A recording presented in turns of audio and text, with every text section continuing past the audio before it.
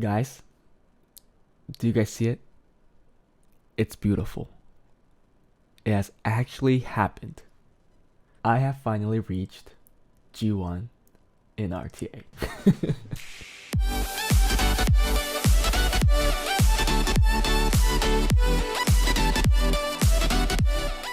Hi guys, before we start the video, if you are interested in any of the account services you see in this video or my past videos, please go to the descriptions below and join my Discord channel.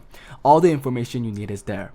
Also, if you enjoy my content and want to support me and my channel financially, please join my Patreon, which there is also a link in the descriptions below. By joining, there is a chance you can win a free account improvement in the content you want in Summoners War, and also free to ask for help whenever you are stuck in the game. I try to be more of a direct help to my Patreons, so there is a high chance I will help you with your account.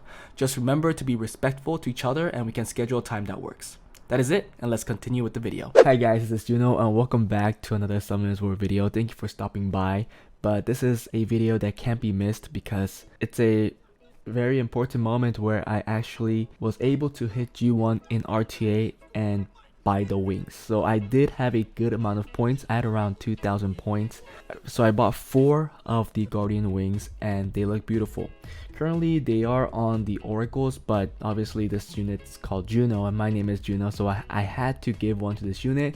Plus this unit was a great addition to my box, which actually allowed me to hit G1. I used her a lot. She came in clutch a couple times, so there was no reason for me to not give her a wing because she actually looks great with it, right?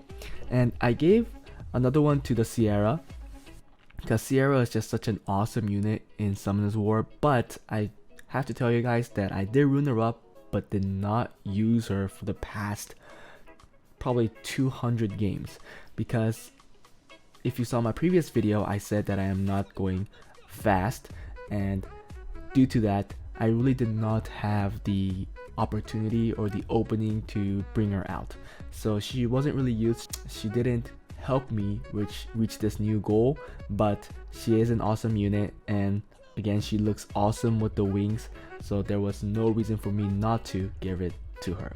And finally I gave it to another Oracle, which is the Praha, and I don't know why. It's that the wings just look really good in my opinion on the Oracles, and to be fair, this unit helped me a lot reach G1, so she definitely is rewarded with the wing. I do have one more that I can't decide who to put it on. Wusa was a big plus, but he already has this awesome butterfly wing, so I don't know if I'm gonna give it to him. Also, the Diana was a big plus. She did so much, but I really don't like the skin, so if anything I will have to buy her a skin first, right? Anyways, let's go and look at the actual ranking right now. I am 1705 G1, ranked 2711. So I was ranked around 3000 or like low 2900s right before 1700. Thankfully, after that one last win, I am way within 3000 ranks, so I am able to hold this G1 position for this video, because I got this yesterday night, so I was kind of scared that I wouldn't be able to make a video with it, but that wasn't the case. You still see it, the red star. Let's go on and see the victory rate. So I have a 57.8% victory rate. You can see this is probably one of the seasons that I played the most. I have currently 313 games, but 57% seems like a good win rate. It kind of shows that if I continue to play, I could climb a little more even, but this is the win rate in C3. Who knows if I start playing in G1, actually not who knows, obviously if I start playing in G1, this win rate will get lower, and I am assuming that I will just get kicked right back to C3. Am I going to try to push for a G1 finish? Probably not. This is already a big achievement for me, getting the wings, and that's all I really wanted, the wings. Maybe later, at least I know that I could reach it once, I could reach it again, so if I want more wings, I would just do it from the start again in the early season, just sneak in the G1 to get the wings and then just have my normal life back, because RTA especially competitive RTA, is very, very stressful. Some of the core units that helped me reach this goal, because you guys might be interested, my first pick was always Wusa. If I had the first pick, and then if they stole my Wusa because they went first pick, I would go with the Praha and Riley. If they did not pick the Wusa first pick and I have the first two picks with the Wusa open, I would have went with Wusa and Diana. Diana definitely played a big part.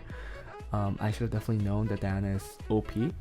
And yeah, one thing to add is that because of these two LD and F5s I have, my box is a little well ruined against Cleaves.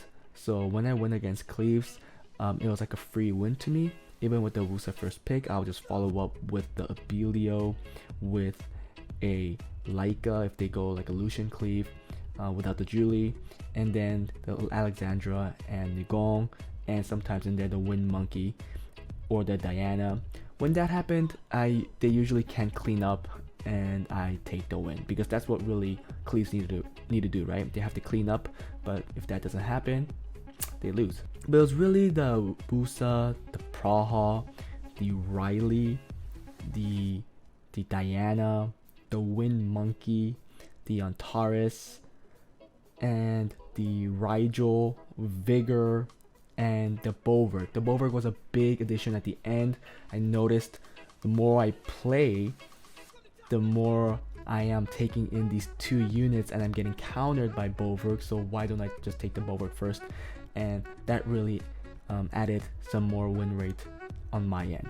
Let's look at the last few fights of my games that allow me to reach G1.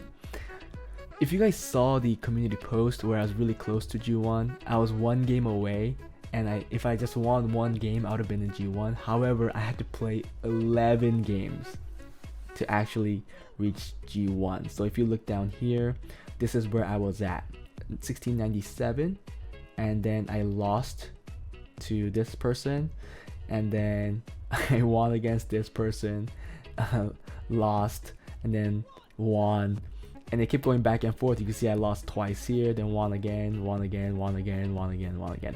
If you see how many points I gained by winning, by losing, when I lost to this person, a YGG get, I lost 10 points. And then when I won against this person, the King 4, I gained 7 points. And then when I lost again to this person, I lost 9 points. And then when I won against this person, I gained 8 points. And you can see that when I lost to this American person, I lost 10 points again. So you see where my frustration is coming from, right?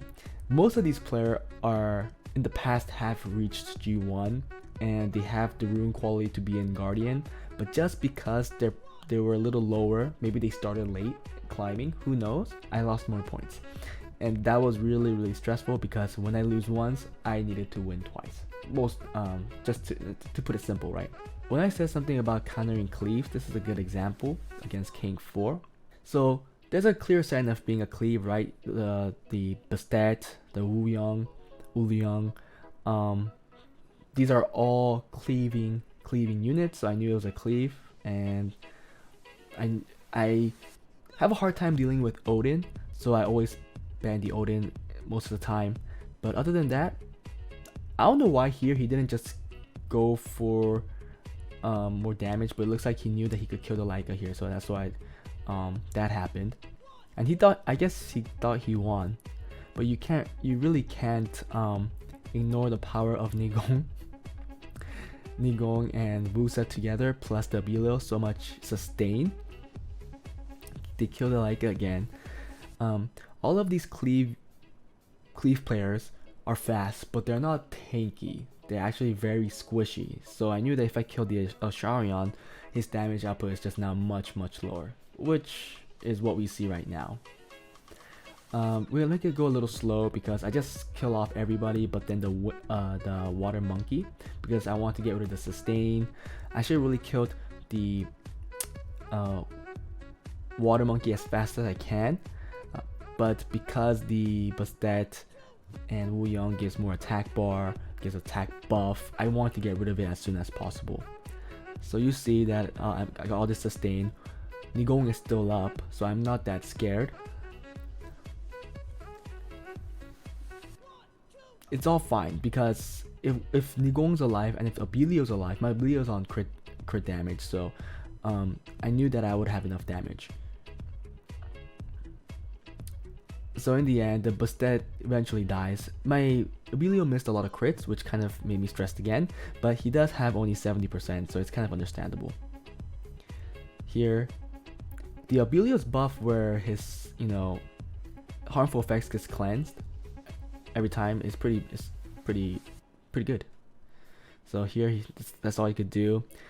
Thankfully, it's a 2-turn buff. So he does have one window of opportunity, which is right there. So I don't know what happened here because I went against this Korean person twice, and you could see the point difference, right? How it went from 1692 to 1698. I mean 1689. It makes no sense. I only lost 3 points, but that's not what really happened. I lost to this person, lost 10 points. I won against this Korean person before this game, and gained 7 points. And then I met this person again, but I don't know what happened there. But let's watch this. It's one of the second games before I reached G1. He actually tries to go for more of a generic pick, but still aggressive and still control and a lot of damage. If he had something more like a Nana that helped his team out, I think I would have lost. But thankfully that wasn't the case, and he didn't bring out Tessarion here, but nonetheless, I had to Tessarion. What am I talking about? I would have went for the strip with the Juno right there, but I guess he didn't want to do that. But he did keep it for the for this with the Juno. But my Vertihill is alive, and I will technically take more turns now. I do have 100 res with the Tessarion lead. There you go. He goes for my Riley. I'm okay with the Riley even dying because I still have the Wusa alive, and I still have the Vertihill plus the Tessarion to deal with all these wind and fire units. So this was probably one of the easier wins. I was happy with this, and I was really getting excited. And finally I went against this guy.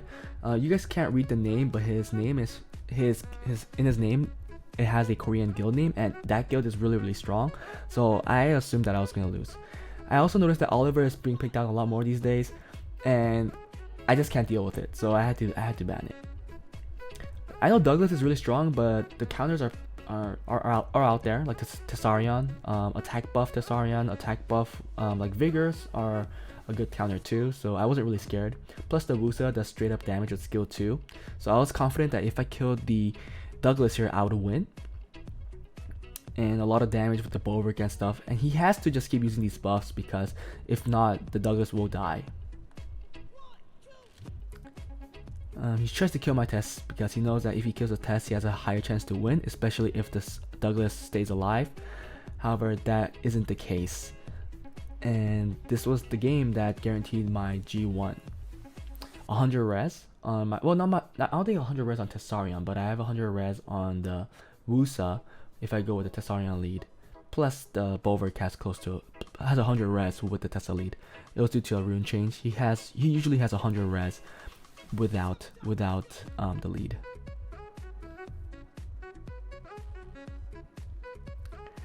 He continues to play. I know if I kill Oliver, he can't win. Or sorry, not Oliver. That's not Oliver. Who is that? Miles. I have Miles too. I never brought him out. I never ruined him up. But maybe I should start trying like other gameplays and stuff, because it looks like in G1 and up, people are more creative. People do different things. So I'm pretty sure if I go with this standard team, I will not be able to hold G1. But again, I am not looking forward to hold G1. I do not want to end. Well, I do want to end G1, but I know that I'll have to put a lot of games, a lot of my own emotions and my brain into it, and I don't know if I am up to doing that. But yeah, guys, that was it. I just want to let you guys know that I reached it. I bought the 4 wings. Again, if you have any questions regarding my runes, just let me know. that was it. Hope you guys enjoyed the video. If there's anything else that you guys would like to know in Summoners War, please put a comment below. If you guys would like to know more about how I reached G1 or my gameplay, really it's pretty simple.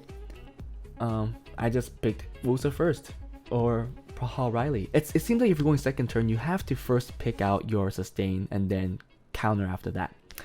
But that was the simple way. But if you want to know more info on this, please let me know. Join my Discord, send me a message, or ask around, and I'll be happy to answer those questions. But yeah, that was it, and I hope to see you guys in the next one. Bye.